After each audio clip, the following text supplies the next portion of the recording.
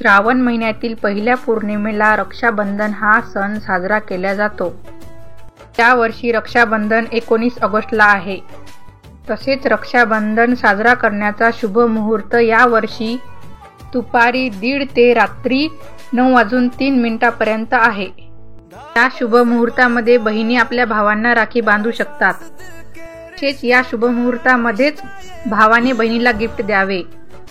19 ऑगस्टला रक्षाबंधनाच्या दिवशी भद्राकाळाची वेळ ही पहाटे 3 वाजल्यापासून दुपारी 1:30 वाजेपर्यंत आहे।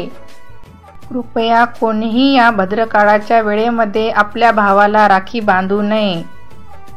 भद्राकाळात का भावाला राखी बांधू नये? धार्मिक शास्त्रामध्ये भद्राकाळ हे शुभ कार्य करण्यासाठी अशुभ मानले गेले आहे। भद्राकाळात केलेले शुभ कार्यही अशुभ फळ देते। असे म्हटले जाते की भद्रकाळात रावणाच्या बहिणीने त्याला राखी बांधली होती आणि त्याच वर्षी भगवान रामाने लंकापती रावणाचा वध केला होता। एवढेच नाही तर रावणाच्या संपूर्ण वंशाचा नायनाट केला। त्यामुळे भद्रामध्ये राखी बांधल्याने भावाचे आयुष्य कमी होते अशी धार्मिक मान्यता आहे।